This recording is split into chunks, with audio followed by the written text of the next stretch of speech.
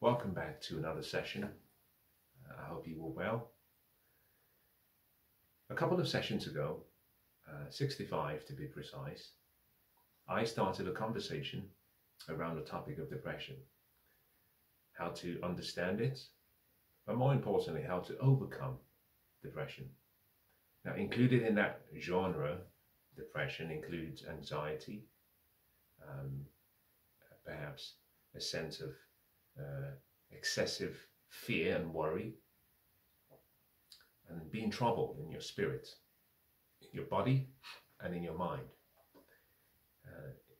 After 65 independent videos, we've only covered two parts to what I consider to be a holistic approach to the topic. Today begins the 66, but more importantly, today begins the third part in the final strand of what I consider to be a holistic approach or pathway to understanding depression and overcoming depression. I must confess that in this section of the series, what you will hear from me would be perhaps a lot more of my worldview, my personal experiences, and in some cases perhaps some prescriptions that may not sit too well with perhaps your theology, your value system, your principles, and your philosophy. But I'd like you to take it as it comes nonetheless, and let's see if I can bring something of value to you, and if there is something that you can find useful, despite perhaps our differences in worldviews. When I began with the very first session of the series, I made it clear that previously I had taken a naive perspective to the whole concept of depression, and perhaps I did not take it as seriously as I should have. And so in reflecting on my prior ways, I thought perhaps it would be useful for me to pull together some words and ideas and strategies and philosophies of how anyone can take on whatever challenge comes their way. I started as follows. I said, well, my philosophy and my worldview begins with the premise. And I think this premise matters if perhaps you are to understand what I'm trying to share. That premise begins with the whole concept of a trinity, three in one, or three parts of the same one. We are triunal in our nature. We are spiritual beings. We live in a physical body. We have an intellect, and one of our intellectual faculties is our mind. The emotions that we have and we experience through life comes by virtue of how we use our intellect.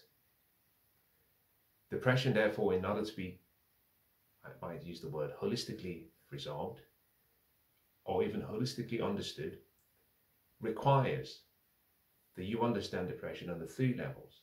And so when I started the session, or the series rather, I began with the physical, and I tried to focus on how to get the physical body in the best possible shape it can be by focusing on a number of things, making sure you have the right fuel in your tank, making sure you had all the various parts of what I consider to be the analogy of the body fully functioning. Adrenals, thyroid, your engine, in other words, your mitochondria, and the fuel that you provide to the body by virtue of your diet and your gut function. And we covered several things. We talked about sleep, we talked about rest, we talked about recovery, we talked about water, heat, light, and more. And that dealt with the physical side of things.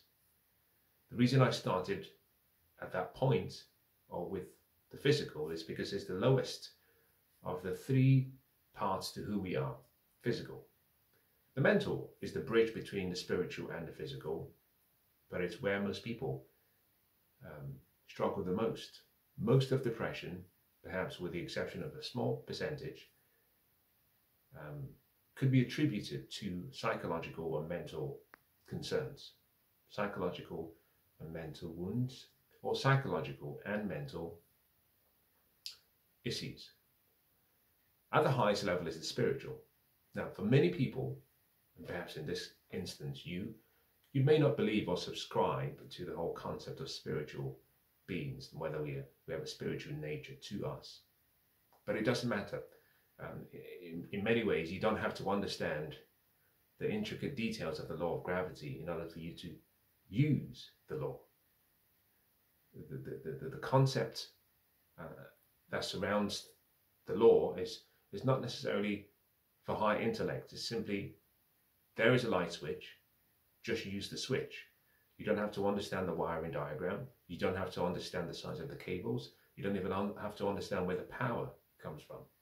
Just use the switch and you will have light. And so in many ways, as I go into this spiritual side, I like you to take into consideration that even if you do not agree with some of the things you might hear, ask yourself a simple question: can he help?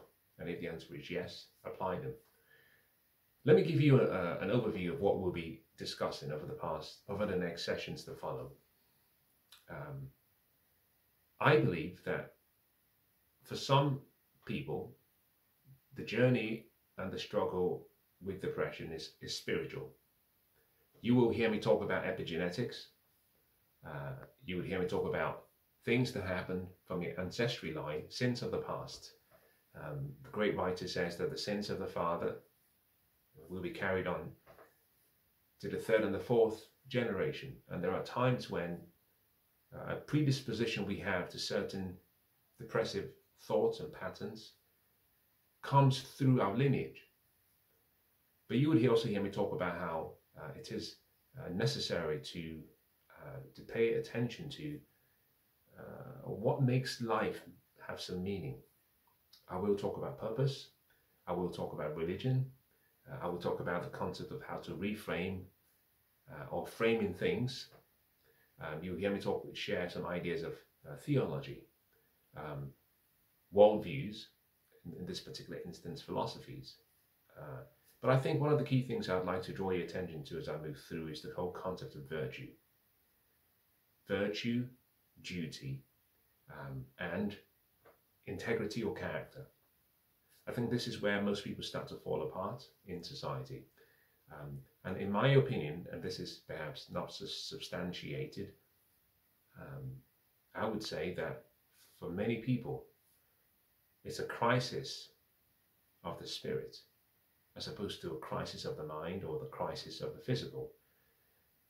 We talk about Alcohol Anonymous and how you can go through the 11 steps and implement all the 11 steps, but if you miss out the 12th, you fall short. But similarly, if you activate and initiate and successfully complete the 12th, you have a much higher chance of actually staying out of the harm's way of alcohol.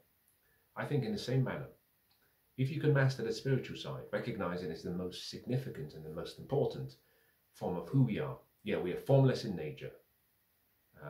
The best part of who we are you cannot see with a naked eye. Nonetheless, it's the most important, but it's the least tangible, if I can use that word. But if you understand how the spiritual plays a part in your journey of life and you master it, you will find actually it becomes very hard to suffer from depression or anxiety.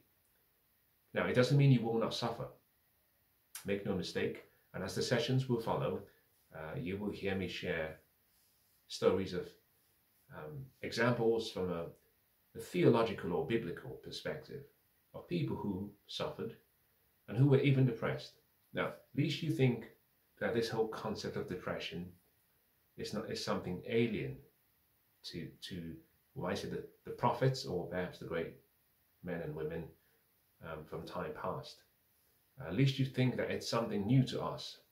I would like to encourage you that even in some of the oldest writings, what you find is whether you look at Judaism or you look at Christianity or you look at Islam, you have references to great men, great people who went through moments and periods where they felt depressed.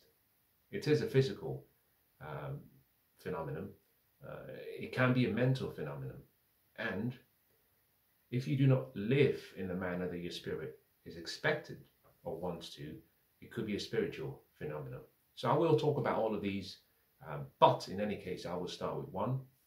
There won't be a rhyme or rhythm. This is not something that I have carefully planned out on a whiteboard, and so that you have to take it as it comes. I might take one step forward and two steps back. My intention is not necessarily for it to be entertaining or for it to flow. My intention is just to share the knowledge. And so as I share more, new ideas might come to my thought process for which I'd have to follow up. In any case, I think it will be of some value. I hope today's session has been useful.